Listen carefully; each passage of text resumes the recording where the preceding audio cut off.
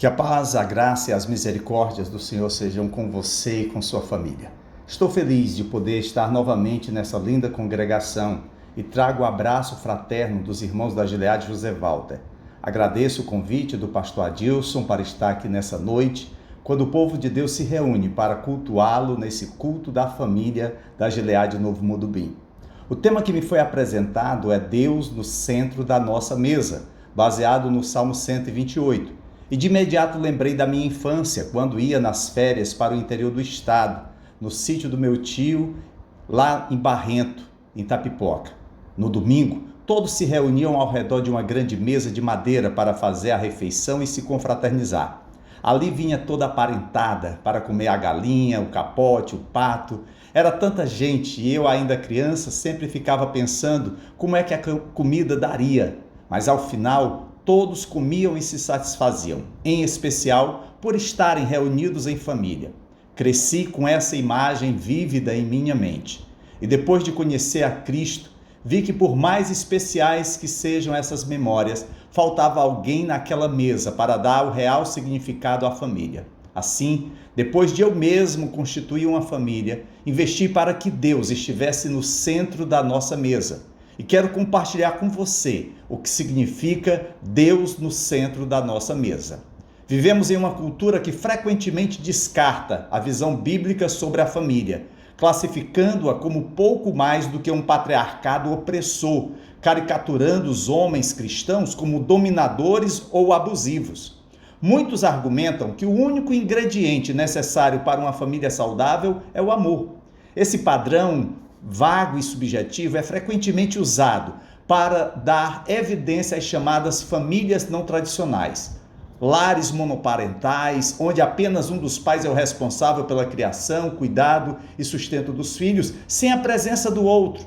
Casais do mesmo sexo ou outros arranjos. E essas famílias não tradicionais são tidas não apenas como válidas, mas até moralmente superiores ao padrão bíblico, confirmando que o desígnio de Deus para a família está sob ataque implacável. Infelizmente, a hostilidade do mundo se infiltrou na igreja. Eu mesmo conheço crentes que são casados, mas rejeitam abertamente a ideia de filhos, vendo-os não como bênçãos, mas como um fardo para seu estilo de vida.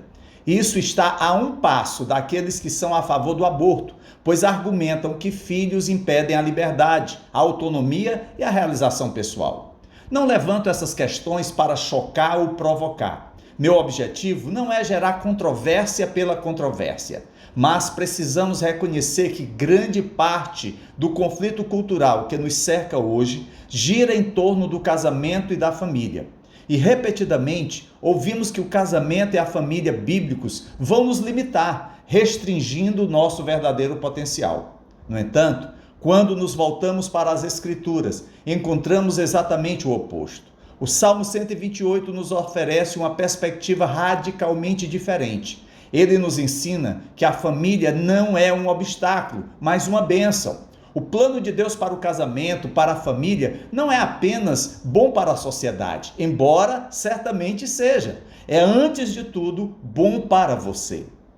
O Salmo 128 pinta um quadro de uma vida próspera sob a bênção de Deus, e no centro desse quadro está a família. Portanto, enquanto nossa cultura desvaloriza ou distorce cada vez mais a família, o Salmo 128 nos convoca a celebrá-la.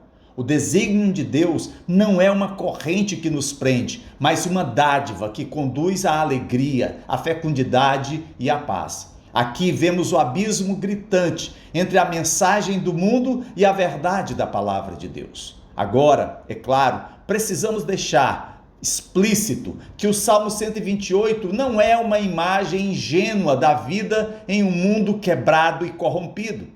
Vivemos em uma criação caída e simplesmente se submeter ao plano de Deus para o casamento e a família não garante que tudo sairá perfeito. O Salmo não promete uma carreira impecável, um lar sem conflitos ou imunidade às realidades dolorosas do divórcio, da separação, de conflitos familiares ou de filhos rebeldes. Muitos cristãos fiéis passam por essas mesmas provações. Em vez disso, O que o Salmo 128 nos oferece é um princípio verdadeiro.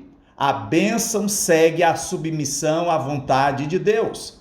Esta não é uma promessa de saúde e riqueza, mas um lembrete de que o caminho de Deus é sempre o melhor. Sua vontade traz vida, estabilidade e alegria, mesmo quando as provações persistem. Não deveria ser preciso dizer, mas talvez precisemos ouvir de qualquer maneira. É melhor confiar em Jesus e andar em seus caminhos do que viver em rebelião contra ele.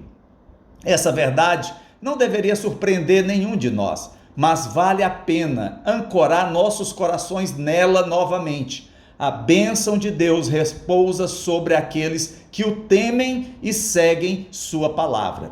E antes de fazermos a leitura do texto que embasará nosso sermão, é preciso fazer alguns esclarecimentos sobre o livro de Salmos.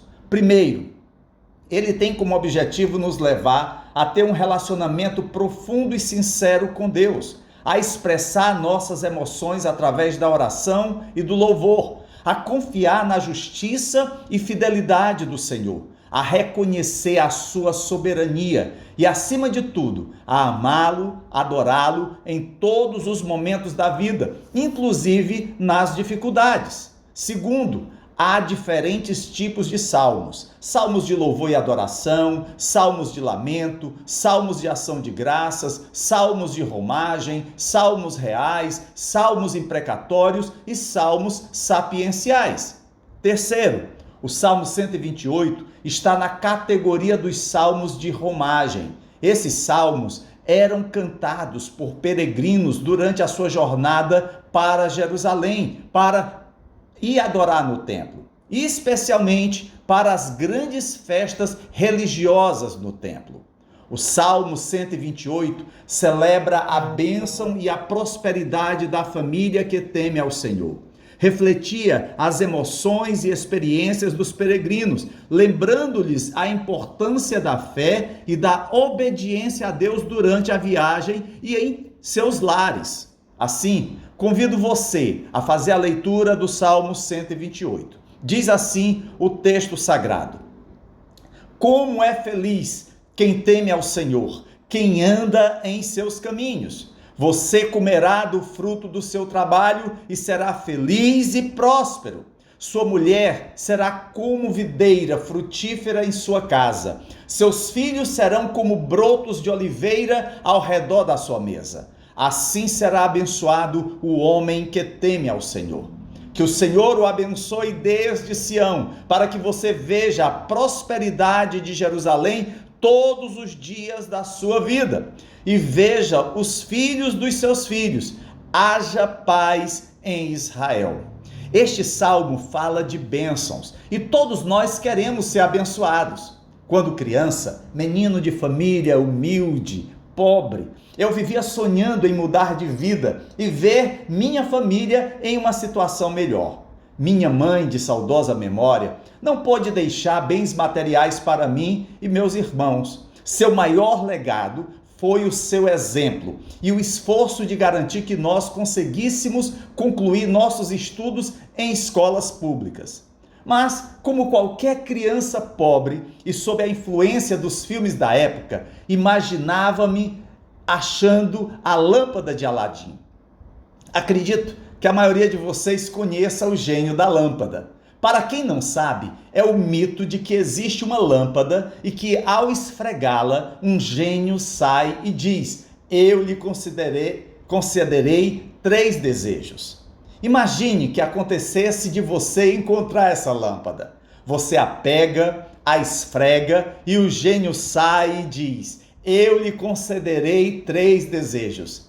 Quais seriam os seus 3 pedidos? Sei que é um exercício meio bobo, é só um exercício da imaginação. Mas o que seriam essas coisas? Imagino que alguém poderia pedir ao gênio: ei, gênio, eu gostaria de um carro novo. Pode ser uma Ferrari. Ou eu gostaria da casa dos meus sonhos. Pode ser uma cobertura na beira-mar.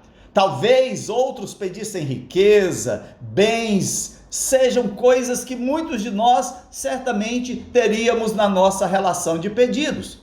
ou, quem sabe, saúde, uma vida sem doenças.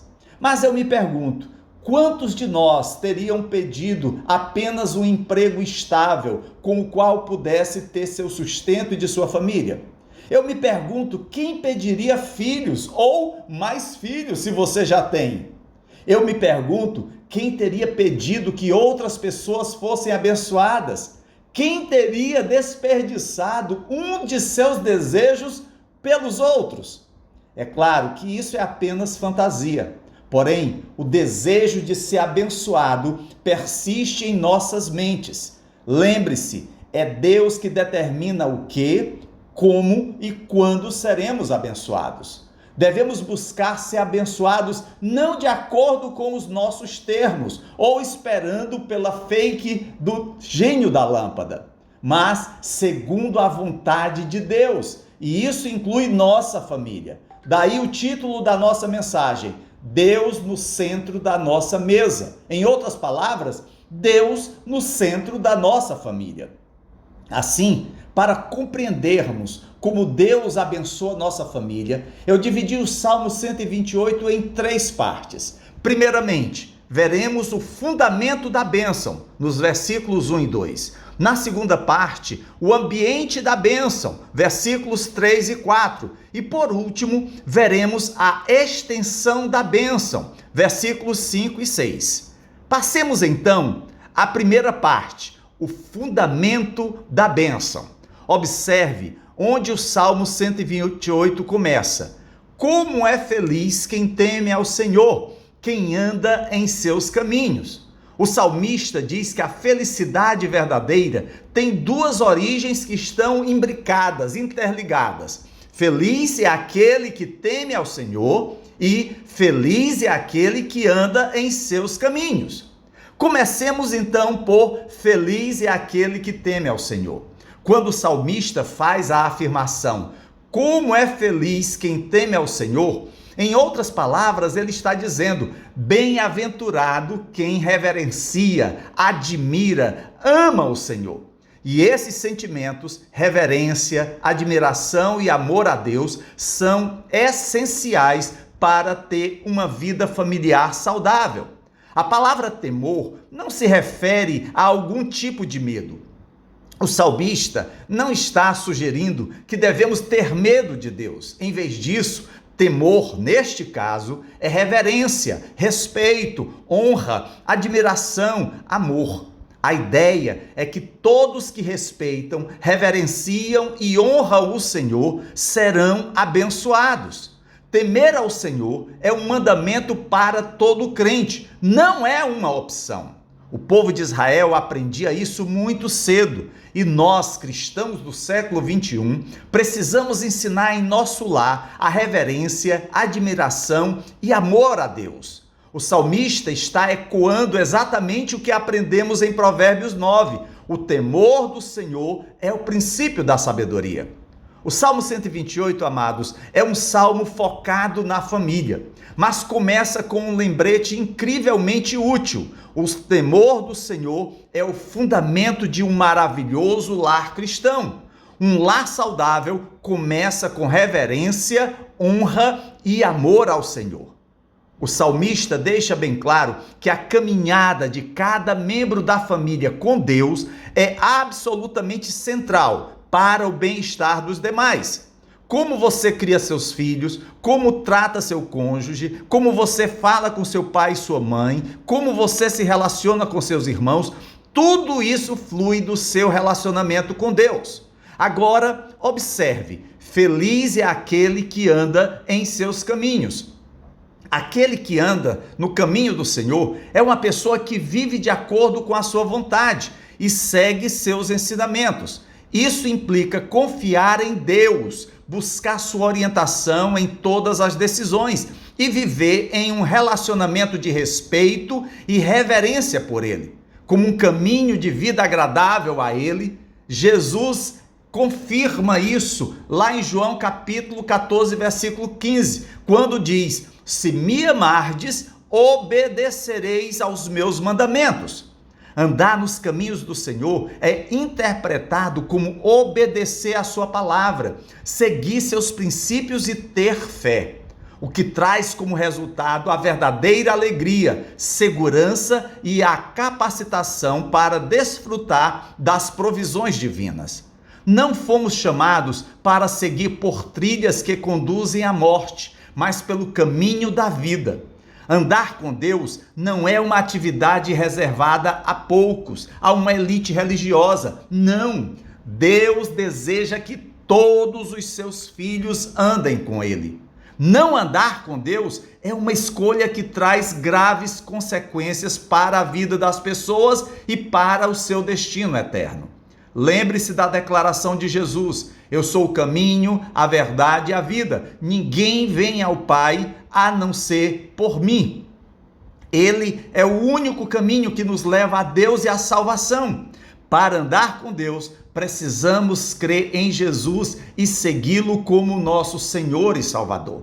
Assim, temer ao Senhor e andar em seus caminhos são absolutamente fundamentais para a construção de uma família estruturada. Certamente, não uma família perfeita, mas uma família que glorifica a Deus. E ao temermos ao Senhor e andarmos em seus caminhos, somos chamados de felizes, bem-aventurados. E isso não se restringe apenas aos momentos de felicidade, quando são positivos e favoráveis. Essa felicidade é algo que ultrapassa o bem-estar, pois transcende a nossa temporalidade. Não somos felizes porque somos jovens. Ultrapassa a nossa conta bancária. Não somos felizes apenas quando estamos com muito dinheiro. E vai além da condição física. Não somos felizes apenas quando estamos com a saúde em dia. A felicidade é consequência de fazermos parte do reino de Deus. Isso nos faz ver além da perspectiva do mundo. Enxergamos com os olhos da fé. Essa é a base, o fundamento para termos Deus no centro da nossa mesa. Temer ao Senhor e andar em seus caminhos. E a partir daí, você será levado a experimentar bênçãos nos aspectos comuns da vida cotidiana, como, por exemplo, o seu trabalho. É disso que o salmista está falando no versículo 2. Você comerá do fruto do seu trabalho e será feliz e próspero. Temos a tendência de pensar no trabalho como um fardo, mas o versículo 2 apresenta uma visão positiva do trabalho. Às vezes esquecemos que havia trabalho no jardim antes da queda. Se voltarmos a Gênesis, verificaremos que o trabalho é uma ordenança da criação para o primeiro casal. Adão e Eva cultivaram o jardim antes de caírem em pecado. Eles nomearam, no caso, Adão, todos os animais. Porém, depois de desobedecerem, o Senhor declara em Gênesis capítulo 3, verso 17, que com sofrimento Adão se alimentará da terra, ou seja, trabalhará todos os dias da sua vida. E no versículo 19 diz: com o suor do seu rosto você comerá o seu pão, ou seja, pelo seu trabalho. Quando lemos Gênesis, tomamos conhecimento dos efeitos do pecado sobre o trabalho. Quando lemos o Salmo 128, vemos a graça de Deus revertendo os danos do pecado. Ou seja, o trabalho em si não é ruim. A maldição do pecado é que o torna difícil. Mas há outro lado do trabalho, que é o prazer que vem como resultado de trabalhar duro e receber os frutos do seu trabalho. Há algo gratificante em ganhar a vida honestamente. E é exatamente esse o sentido que o salmista dá quando diz: você comerá do fruto do seu trabalho e será feliz e próspero. Há algo gratificante no trabalho duro. Há muita satisfação em saber que sua casa, seu carro, seu trabalho foram conquistados com trabalho honesto. É isso que o salmista quer dizer quando afirma: você comerá do fruto do seu trabalho. E claro, o trabalho duro não beneficia apenas você, mas também aqueles ao seu redor. Conquista o respeito dos outros, ganhar a vida honestamente e ser provedor prepara o resto da sua família para a bênção de ser feliz e próspero. Isso agrada a Deus. Já vimos o que é ser feliz, bem-aventurado, mas o que é ser próspero? Será que é simplesmente ter vantagens financeiras, bens patrimoniais, sermos admirados pelas pessoas, termos os holofotes da sociedade sobre nós? Alguns fazem de tudo pelos seus 15 minutos de fama, outros para garantir mais e mais seguidores nas redes sociais. Mas qual o sentido bíblico de prosperidade? A prosperidade, de acordo com a Bíblia, transcende o enriquecimento financeiro ou o sucesso profissional. Na verdade, envolve crescimento espiritual, equilíbrio emocional, saúde e relacionamentos saudáveis. É viver em obediência à vontade de Deus, ter satisfação em Jesus, ser uma bênção para os outros e estar no centro do propósito de Deus, resultando em paz e contentamento duradouros. Felicidade e prosperidade são bênçãos de Deus para nossas famílias. Vejamos agora a segunda parte do Salmo 128, o ambiente da bênção, versículos 3 e 4. Acompanhe a leitura. Sua mulher será como videira frutífera em sua casa. Seus filhos serão como brotos de oliveira ao redor da sua mesa. Assim será abençoado o homem que teme ao Senhor. O Salmo 128 é aplicado para todos nós, mas a verdade é que, originalmente, ele foi dirigido principalmente aos homens, especialmente aos maridos. Veja que no versículo 3 menciona sua mulher. E então o versículo 4 diz, assim será abençoado o homem. A bênção tende a acompanhar os homens que abraçam o papel que lhe foi confiado por Deus. Mas essa bênção não começa e termina com eles individualmente. Quando os homens assumem seu papel como marido, pai e provedor, o favor e a bênção de Deus se estendem à sua família. Os homens carregam consigo muitas responsabilidades. Quando andam no temor do Senhor, isso cria um efeito cascata de bênçãos que flui para o seu lar. A imagem aqui é rica. A esposa é comparada a uma videira frutífera, símbolo de vitalidade, beleza e abundância. Já os filhos, como brotos de oliveira, simbolizando crescimento, força e continuidade. Em outras palavras, a piedade do marido não molda apenas a sua própria vida, mas também toda a atmosfera do seu lar. Sua obediência a Deus se torna o solo fértil, no qual sua esposa e filhos florescem. Isso não é acidente, é o plano de Deus para a bênção da família. Infelizmente, muitos homens hoje não estão abraçando esse chamado.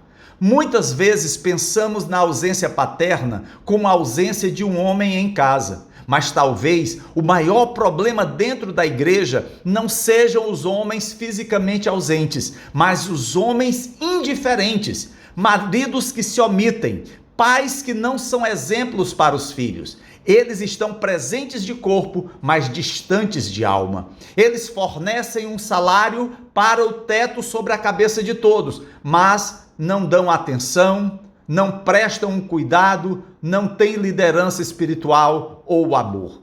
E o que torna isso tão devastador é a grande mentira por trás disso. A ideia de que a vida será melhor se escaparmos do peso da responsabilidade. O mundo nos lança essa tentação constantemente. Ambições profissionais, liberdade financeira, independência pessoal, indulgência sexual, entretenimento sem fim.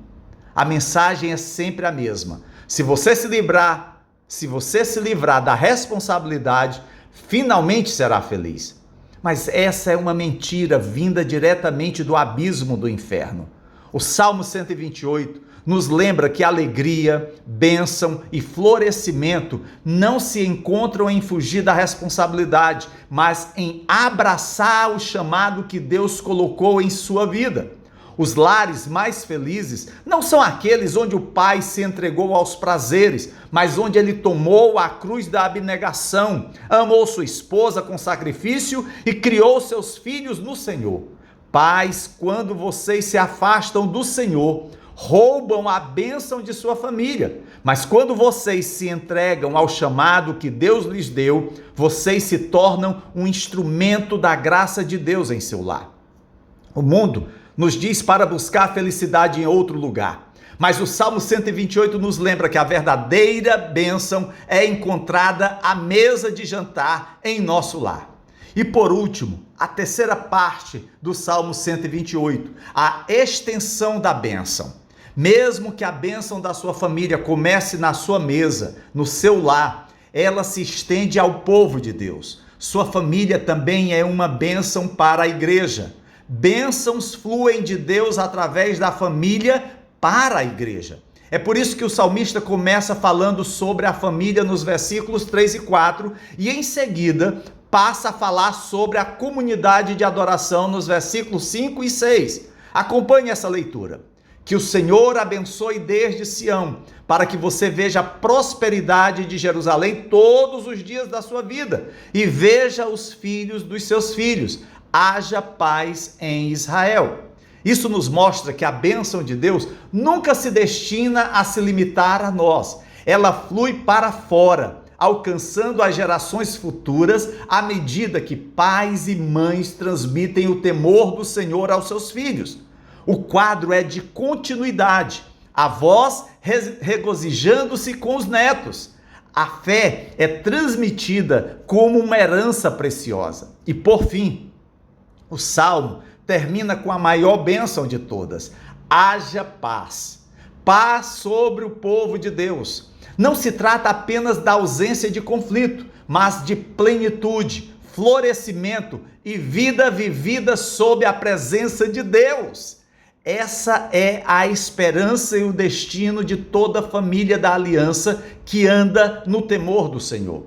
Você provavelmente já ouviu alguém dizer que a família é o alicerce da sociedade. E isso é verdade, mas a família também é o alicerce da igreja.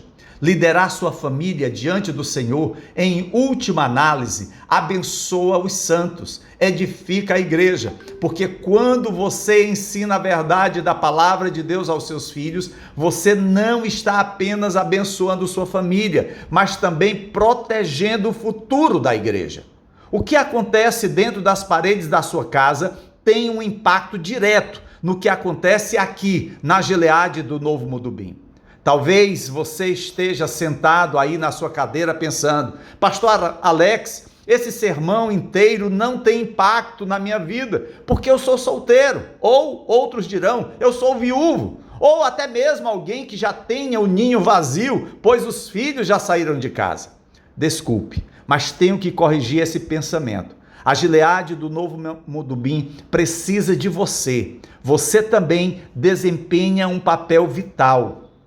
Pais de filhos que já saíram de casa, ou aqueles que são viúvos, principalmente aqueles que criaram os filhos até a maturidade, por favor, compartilhem sua sabedoria com aqueles que ainda têm seus filhos debaixo de seu teto. Pais de famílias jovens, tenham a coragem e a humildade de buscar sabedoria daqueles que viveram essa realidade. Toda ajuda é bem-vinda, em especial diante de dias tão caóticos como os que estamos vivendo. Todos nós sentimos a tentação de correr para o Google em busca de respostas, mas, como alguém me disse recentemente, você pode encontrar no Google informações, mas não obterá sabedoria. É provável que haja alguém aqui que criou os filhos e que já passou por tudo que você está passando. Não seja orgulhoso demais para pedir ajuda. Pessoas solteiras ou casadas sem filhos, vocês também têm um papel. Por alguma razão, crianças de todas as idades admiram pessoas que não são seus pais. E você pode ter uma influência positiva sobre as crianças. Pais precisam de pessoas solteiras ou de casais jovens para reforçar a verdade da palavra de Deus aos seus filhos. E Deus posicionou de forma única os solteiros e os jovens casados para serem essa voz. Sempre que um bebê é apresentado, a igreja deve se comprometer em ajudar a família na criação da criança. Lá na Gileade do José Walter, eu costumo falar para a congregação, perguntando: vocês, como corpo de Cristo, assumem a responsabilidade de ajudar os pais na educação cristã desta criança? Queridos, este tipo de comunidade eclesial que fazemos parte, que nós almejamos construir, mostra que nós, enquanto igreja, muitas vezes vamos precisar pegar o telefone e ligar para alguém pedindo ajuda. Uma igreja onde as pessoas realmente se importam umas com as outras. É isso que torna o Salmo 128 tão especial. Ele vê a família como algo belo que Deus criou para nossa bênção. Pais, avós, irmãs, irmãos, tias e tios, todos nós temos uma oportunidade incrível diante de nós. Mudamos o mundo compartilhando o evangelho com a próxima geração. Levar seus filhos e netos à igreja, ler a Bíblia com eles, ensiná-los sobre Cristo, orar com e por eles, é como expandimos o reino de Deus. Talvez você esteja aí sentado pensando que fracassou. Talvez você não tenha sido o pai, a mãe, o filho ou a filha que deveria ter sido. Talvez você olhe para a sua família e não veja nada além de pecado, destruição e fracasso. Há algo de que você precisa se arrepender? Talvez seja a hora de você se arrepender diante do Senhor e de sua família também. Mas a verdade é que o Salmo 128 apresenta uma visão de vida abençoada que nenhum de nós pode alcançar. Nenhum de nós vive à altura dessa imagem. Fracassamos como maridos, mães, familiares e amigos. No entanto, a boa notícia é que existe alguém que nunca falhou. Jesus é o homem verdadeiramente abençoado, que andou perfeitamente nos caminhos de Deus. E por meio de sua vida, da sua morte, da sua ressurreição, as bênçãos de Deus Pai agora fluem para nós. Nele, maridos lideram. Em Cristo, esposas florescem. Filhos são trazidos para perto e a família de Deus cresce até os confins da terra. Meus irmãos e irmãs, a felicidade duradoura que vocês almejam não se encontra em fugir de suas responsabilidades, nem no sucesso terreno, mas em Cristo, que dá bênçãos eternas a todos os que temem ao Senhor. Abraçar a Cristo e o papel que Deus lhe deu para o qual o chamou é onde você experimentará a verdadeira felicidade. Comentando este salmo, Matthew Henry disse a famosa frase: aqueles que são verdadeiramente santos são verdadeiramente felizes.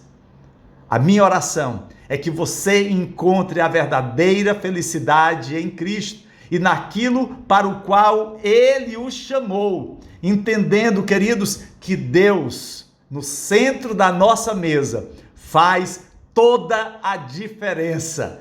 Glória a Deus, que Deus te abençoe, que Deus continue falando ao teu coração, em nome do Senhor Jesus Cristo. Amém.